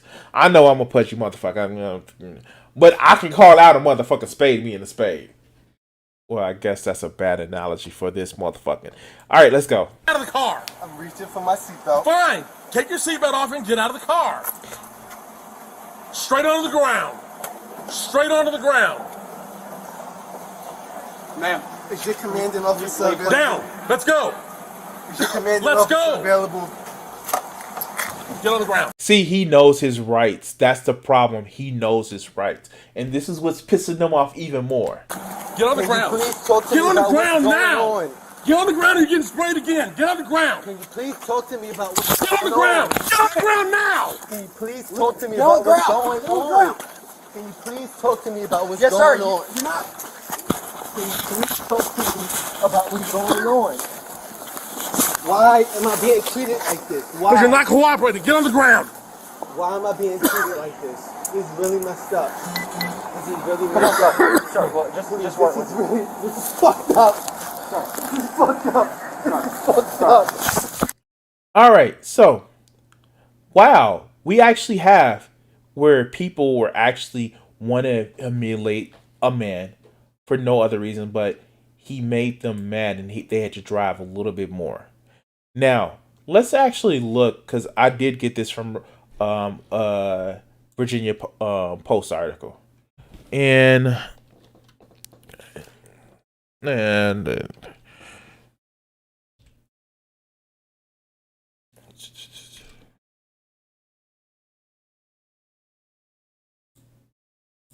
here we go. Let's take a look at this. This is the pudgy motherfucker that sprayed him. This motherfucker right here. This is the pudgy motherfucker that sprayed him. Yeah, sure. Now, the lieutenant, a U.S. Army lieutenant, is suing 2 officers from the town of Windsor for pepper spraying him and forcing him to the ground during a traffic stop late in 2020. Police body cam footage shows that the 2 small-town Virginia officers approaching Caron Navarro's SUV with their guns drawn, shouting for him to get out the vehicle while he holds both of his hands out the driver's side window. Navarro, who is black and Latino, informs the officers that he is a U.S. serviceman while pleading for an explanation as to why he's being stopped. "I'm honestly afraid to get out," Navarro says, hands still out. "Yeah, you should be," one of the officers replies back. Navarro appears to be in full uniform as one of the officers reaches through the driver's window towards the inner door handle with guns still drawn and yelling for him to exit the vehicle. Navarro was then pepper sprayed. The officer opened the door and Navarro turns to get out with his hands still up, seatbelt still attached. "Please look, this is really messed up. My dog is in the back, my dog is choking," Navarro said. He slowly reaches and undid his seatbelt, stepping out of the car, and was seen forced to the ground by 2 officers through knee kicks. Court documents allege that they continued hitting him after he was already on the ground. That's the video that we actually played. The lawsuit filed on April the 2nd alleges that Navarro's constitutional First and Fourth Amendment rights was violated during the traffic stop, which initially is initiated because he didn't have a permanent license plates for his newly purchased Chevy Tahoe. The suit says Navarro had temporary tags taped to his front and rear windows. Navarro was on his way home from his duty station when he saw police lights behind him on Route 460. He says in a lawsuit that he didn't see a safe place to stop along the road and continued for less than a mile until he found a well-lit BP station. Officer Daniel Crocker said that in a report after the incident, which was submitted with court documents, that he understood why Navarro was pulling into a BP station, and that happens all the time. Really, he was 80% certain that Navarro was a minority because the maneuver is often used by people of color. Wow. Wow. Wow. Black man in a new Tahoe. I thought racism didn't actually, wasn't existed. All right, yeah, I'm sorry about that. If it's lagging, I'm gonna put the clip out there. The suit alleges that the video footage from the three sources: body cameras from Crocker, body cameras from footage from the responding officer, Joe Gutierrez. I may have said that right. And cell phone footage inside of Navarro's SUV shows a disgusting nationwide trend. And it's this website that I'm on that should actually but this is just like, this is fucking unbelievable, guys. This is fucking unbelievable. We see this shit. We see the shit that's going on, and it's like, yeah, of course there's no racism. There's no war inside of Boston, say, just like there's no racism inside of America. I don't know what else to say. But of course, black people were lying when they were saying that we were constantly dealing with this shit. Black people were lying. Because all you have to do is just listen to the police, and they would never do anything to harm you. But anyway, guys, yeah. If you want to continue to actually watch videos like this where I'm talking about different political things, the different issues that's affecting everybody, please like, share, and subscribe. I do this every Monday, Wednesday, and Friday, 7:30 p.m. Central Standard Time. And yeah. Yeah. Fucking disgusting. Fucking disgusting.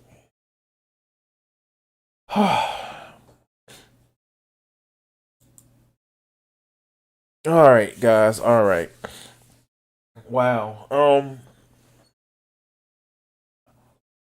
Do I have what's a couple other videos? Like, I want to actually do some more videos, but I don't know if I want to do a hard stop at 9:30. There's a couple things that I want to do. Shit.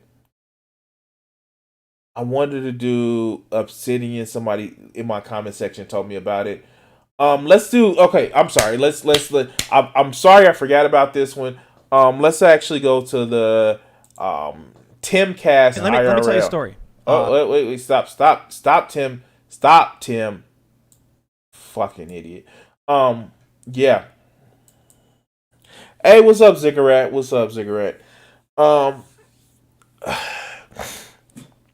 Yeah. Oh shit. Yeah, this shit just disgustes me, and like, I don't know what else to say. Like, for people that like, when does these always support the troop guys and always support the cops guys? Like, at this point, where's that cognitive dissonance with that story? Like, hold on. Like, I don't want to dox somebody, because like, I saw a post where it was like, well, no, he's like, there are people that are literally defending the fact that like, well, he had a loaded weapon in his car. He's an active duty serviceman. He was supposed, like, at what point do these right wingers care about his First Amendment rights, his Second Amendment rights, or his Fourth Amendment rights?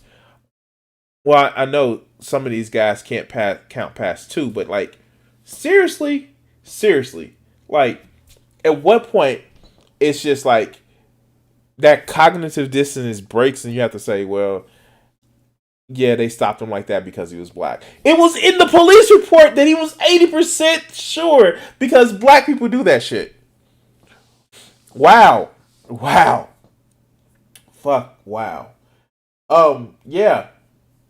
Because reasons. Oh, God. All right, so let's get this final video. And yeah, my fucking wow. My Twitch stream is actually delayed. Oh, fuck. Like I do Twitch and I do a simulcast because I know not everybody actually watches YouTube, and like sometimes I do a lot of gaming, but like I need a better computer. I just need a better computer, and quite frankly, yeah, I need a better computer. Let's get this last video going, and then we're gonna call it for the night. So I kind of feel like this episode has been a lot of like bitter men, and like I'm not trying to make this. It's just like a lot of shit that I'm trying to cross off the list. So if it seems like because I have a list, like you guys, like if I pull out my list of like shit videos that I need to make, like I constantly go through, and sometimes I don't do all the videos, and so some of them becomes dated, and so I can't do it. But like this one, I feel that will never be dated. So we have Tim Pool. Yes, that Tim Pool. That dim tool. That dumb fool. This Tim Pool. And he's a little bit miffed about dating apps. Now, let's be honest.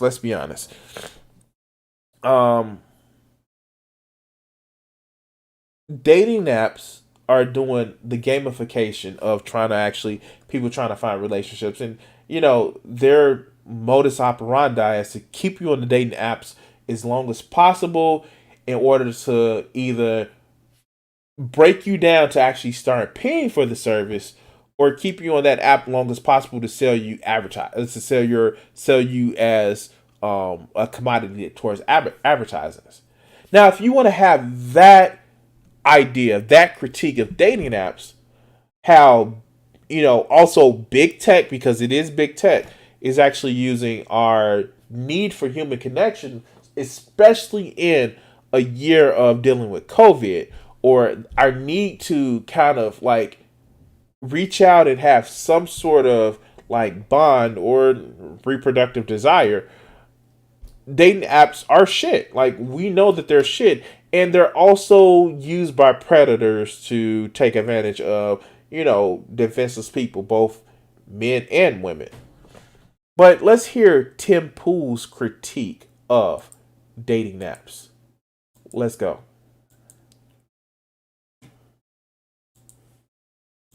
Let me tell you a story. A story and a theory, hypothesis. I was talking to some like 22-year-old dude on the East Coast a year or two ago, and he was talking about how he never had a real relationship or anything like that. And I was like, man, you're 22? I was like, that's kind of, to me, that's crazy.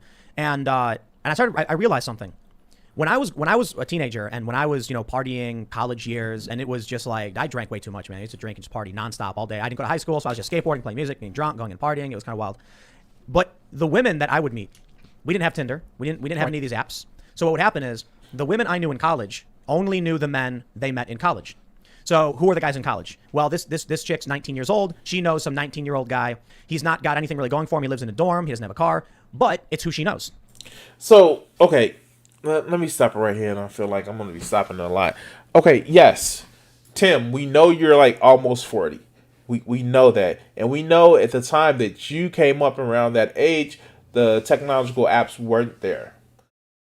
And I know that actually fosters, and let's be honest, that fosters a whole thing of, well, I'm the best choice out of a limited field. Like, and yeah, we have to deal with that.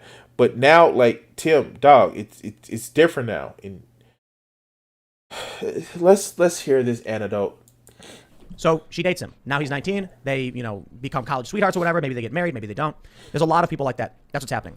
Not anymore. The game changed. That's my theory. So I saw this guy. Then dating apps come out. Now, this college woman who's 19 or 20 opens up their app, and it's not just the 19-year-old guy. This is what I said to this 22-year-old guy. So I'll tell you what your problem is, and this is not absolute. I'm just saying, but I'll tell you, this is something you really face and that I didn't face when I was younger. I was like, look, I'm in my early 30s. I'm wealthy, successful. I got a conversion RV van.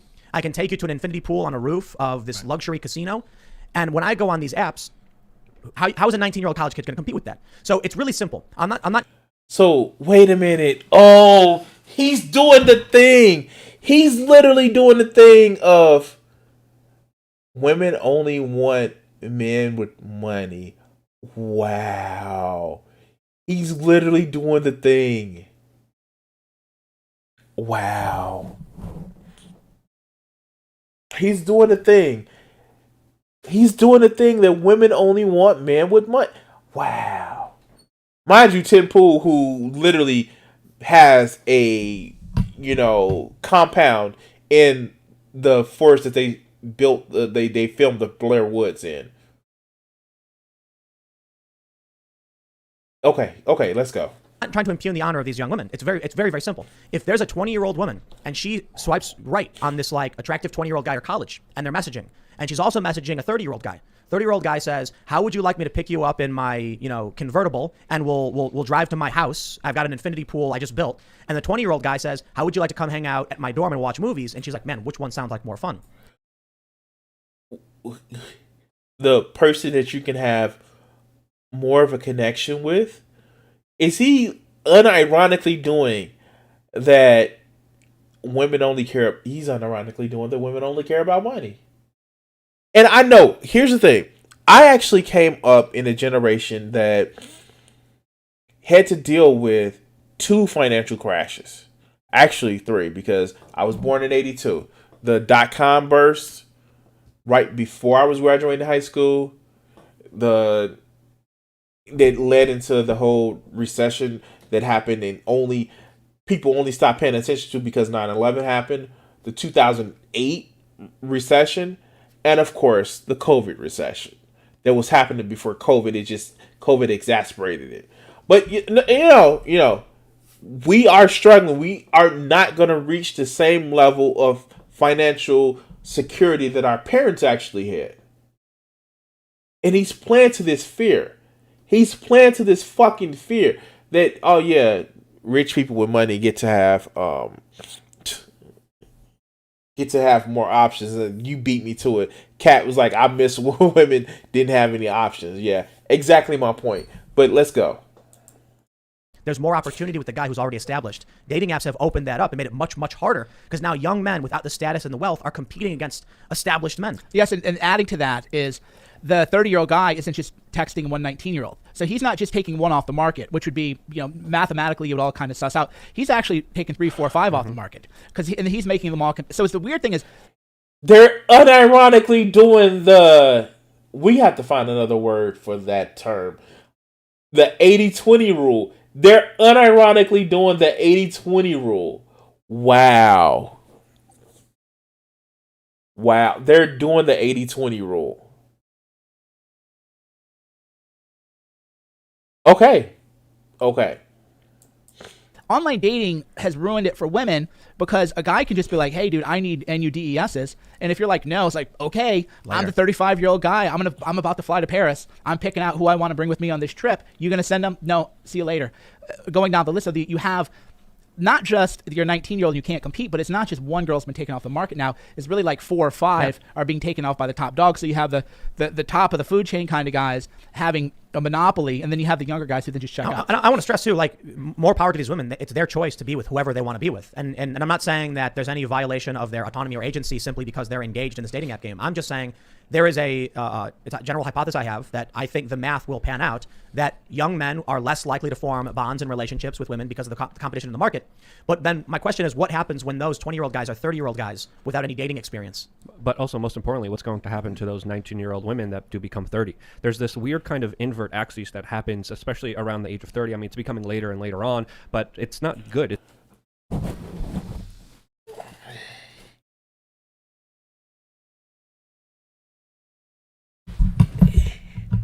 Wow. Like, unironically, they're feeding to the unfulfilled men stereotype. Like Tim, like I don't think Tim is as dumb as people actually say. I think he is smart as a worm is a bad use of the word. I believe he's cunning when it comes to his audience. And he is literally playing to the fears of men who can't get relationships. Like, wow. And then he's using the meme that after 30, women are all used up. Wow. Okay. That's how that's working. I guess. Let's go. It's not good for men when they're young, and it's not good for women when they're older. So this is causing a lot of infighting that is causing a lot of relationships not to happen. I gotta say too, I love like this. This always really pisses off the left. But I think it was OkCupid who did this study on. They would never do that again. They would never, right. They deleted them. Yeah, they deleted these studies. It showed that I forgot what their metrics were, but that women have maximum societal value at young ages and men have none. And then around 28, men start going up. And it's around 22, men start going up. And around 22, women, I think 22 is where like their highest point. Yeah, they peak at 22 to 25. And the man, so 25. But they flip at like 30. Yeah, so then a man's hitting prime time at 28 to like 36. And then the woman on the decline. So then what happens, which what Luke says, is if you're a 30-year-old guy at the top of the food chain, you're going to be like, why am I going to date a 30-year-old who was dating 30-year-olds when she was 19 all through that when I'm 30 years old, I'm on top of the food chain now. Like, what are you going to do? And then women get mad because they're like, well, I have a career, this and that. And then, and that goes to the survey earlier. They're unironically doing that the women are used up after 30. Like, they're unironically doing it that women who date, it's like, when they were 19, they were dating 30-year-olds. Like women have some odometer on their sexual parts. Wow. Okay, let's keep this rolling. There's like one thing that really surprises women in a way that's unpleasant for them is most men don't care what your career is. You know, I hate to be the bearer of bad news, but you can say, oh, I'm a mid-level executive at the whatever thing. And if a guy's got his own thing going on, he's like, well, that's nice. I'm happy for you. Congratulations for your success. But I don't know, dude, I'm trying to like take a trip. You want to like get on a plane, or you got to call in sick at work, or you got to get vacation time or whatever. Yeah, that's actually something I experienced. Wait, do they unironically believe that every man over 30 actually has oogles of money that they can... Oh my God. Not only are they doing this sexist kind of MGTOW bullshit, they unironically aren't recognizing that a lot of people are struggling more than anything nowadays. Okay. Shit. Who says that Tim Pool isn't out of touch? Oh wow. Let's continue. Experience. I was in a relationship with a fairly prominent media individual, and it was just like, you're doing your thing, that's really cool, then we're both doing our thing. And so there was no real opportunity to actually spend time together. It's like, if you've got your career and your career is the most important thing, I gotta be honest, all we really did was like sleep in the same bed.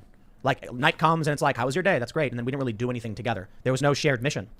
Right. And it can't be that way. And I'm like what you said earlier, is if you're like 19 years old and you get to like have fun, that's your life, man. You know, men are...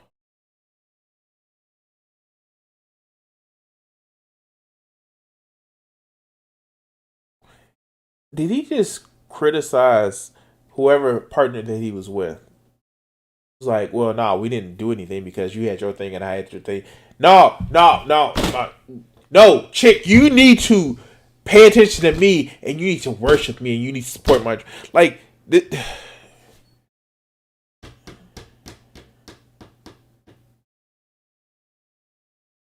I get it. I do a streaming shit and I do my art shit. And I would love to have somebody that would like want to actually help support my shit. Like, I see like YouTube creators all the time that have their spouse actually help support them and shit like that. It would actually be wonderful if I had like a significant other that could actually help support my shit. But if they had their own thing to do, I'm not gonna shit on them what you do is you plan to spend time with each other. But Tim Pool doesn't realize this shit. Wow. Like, wow. This is just hitting all those MGTOW and red pill, like, talking points, isn't it? Or women can do whatever they want to do. The question, though, is how mathematically that suss out. So then you have men kind of check out. And then men are kind of, I don't know, man, they're kind of lame. And then I know all these, because when you become a little bit more prominent, women will kind of start to talk to you a little bit more. And a lot of attractive women will be like, oh, man, no guys hit on me. And I'm like, look, man, I don't know what you're trying to do here, but I'm not the guy who's going to compliment you. And then I found out, no, they weren't fishing for compliments. Men don't actually make a move.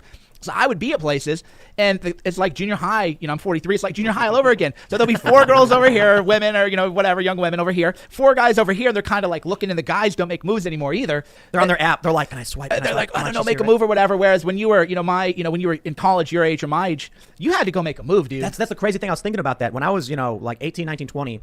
Every weekend, we would be at some random house party. And it was literally just dudes walking around, hey, what's up, to women and talking to them. And then they'd feel it out, and then they'd either leave, or that was it. Like, congratulations, you met someone. Now you're going to go hang out or do something. Now it's all like pre-screened on an app. Bumble, the woman who invented Bumble becomes a billionaire, where only the women can make the opening move. Like, oh, I bet that pisses him off. Oh, the women in charge of the sexual relationship. I bet that pisses him off. Let's go. These apps have you know what? I'm not going to say this. I don't know what the long-term effects of this are going to be. So I'm not here to make like a harsh criticism of the dating scene or the choices of men and women. Just pointing out the differences that I've experienced and what I think might be affecting men and women at certain ages. Well, I mean, we see the results, and I'm happy to make a prediction. The results are, if you're like a guy at the top of the food chain, you're King Kong again. You're in an aristocracy. You have all the cards on the table. We've returned to an aristocracy where you can live as a man a life that you couldn't have lived unless you. The 80-20 rule, of course. The top 20% of guys taking 80% of the women. Fucking of course. Like, really? Oh, okay. We're almost finished with this because, this is disgusting to me. You were like royalty in a previous time. I was talking to a friend about this. I was like, I think like a lot of this feminist liberation stuff and apps have been the greatest thing for like douchey alpha guys. Oh, for sure. Without question. Because now it's like they're going on apps and they're swiping around literally every woman. Then they wait for the woman, message them back, and they just, like, I love these memes where, like, one guy will message 50 women the same thing and go, oh, man, that's you all saw that? Oops. Thinking it was going to be, like, a blind carbon copy or something. Yeah, so what I've noticed from a lot of this, there's a lot of regular dudes, clueless and cut out, and there's a lot of guys that are prominent, successful, wealthy, who are just owning the game.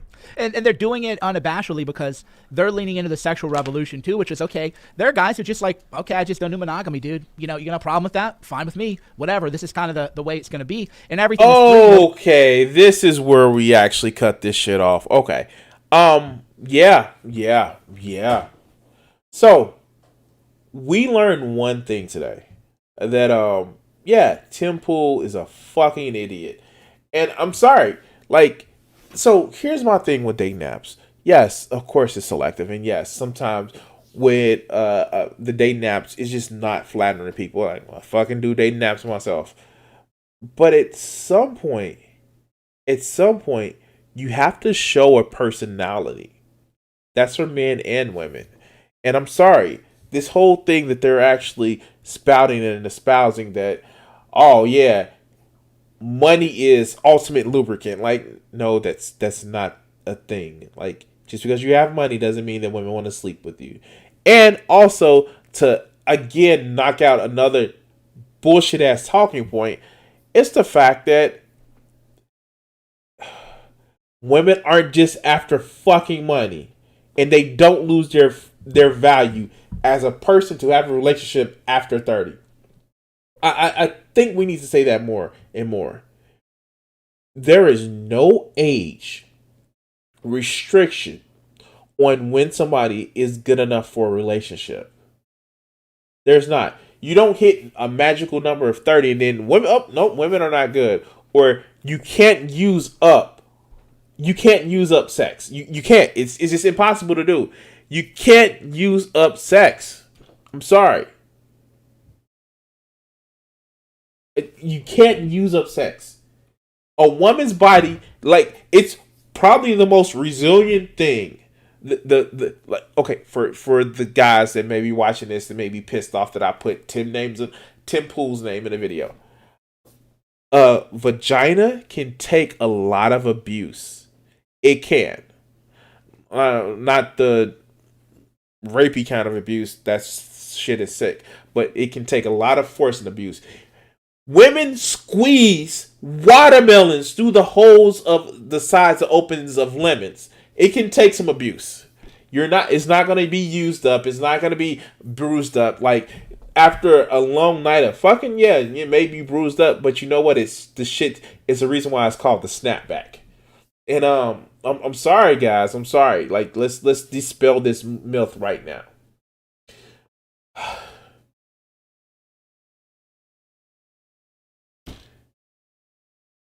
I have nothing else to say. Me not being a Chad or a Tyrone, I still find a way of having company of women because I'm a man that likes women. I don't have a problem. And you know what? I'm not the most liquid motherfucker there is. But you know what I do have? I have a personality. And that's the thing.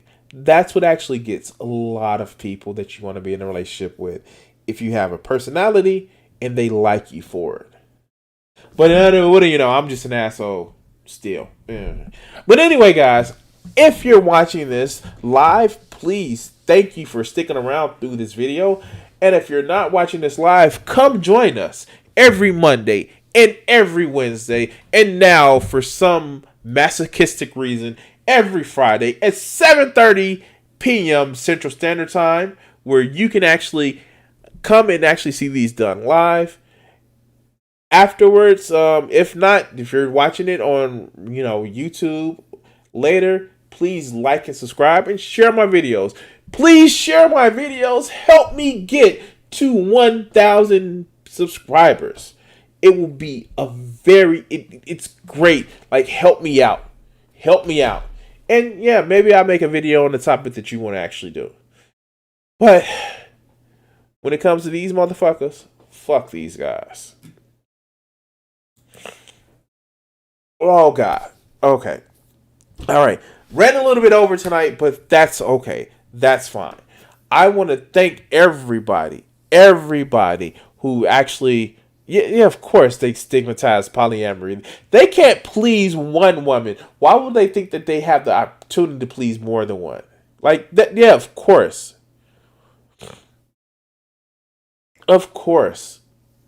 Never mind that these will be the same motherfuckers that if they get that established family and established motherfucking wife and 2 kids or 2.5 kids, I don't know how you can have a person, but they would still go out, and if they could, they would still cheat.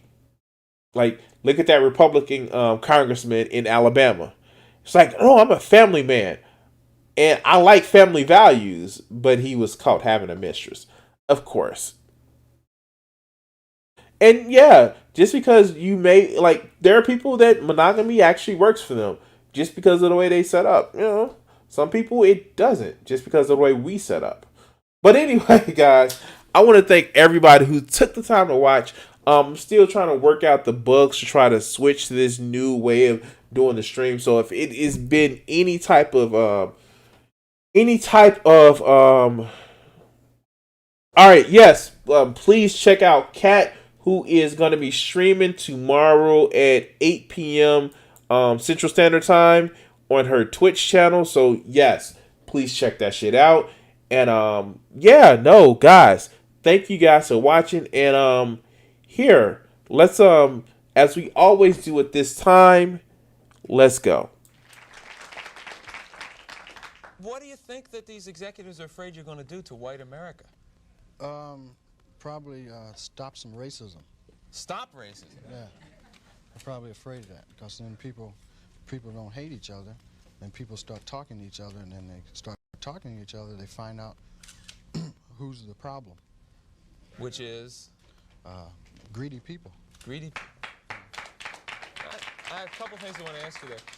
Do you really think that some of the guys that you dealt with and NBC. And No, yeah, no names, right? just- Because there's lawsuits for that too. That some of these guys really want to promote racism actively, or is it a subconscious? I just think it's part of capitalism, is to promote racism, you know, right? In order to make things work, if you're white and you can get a job, you use that. I mean, you know, I would. Absolutely. Say, I'm sorry, Jack, but shit, they say I'm white. I'm going to use this. Right, absolutely. Get this job. I'm hungry, you know. But and that separates people. So they keep people separated, and that keeps them from thinking about the real problem. That's as simple as I see it. Probably it's not that simple, but. Now, all right, you and I are about the same age, right? We're in our mid-30s. How long is it going to take before guys who think like you, and I say guys who think like me, people who don't want to have racism in the country, people who don't want to be oppressing any minority, whatever it is, sexual, whatever minority, really get into positions of power and can change things? You can't get in a position of power, it seems, if you think like that. It seems that the only time you get in a position of power is if you're like the people that are in power.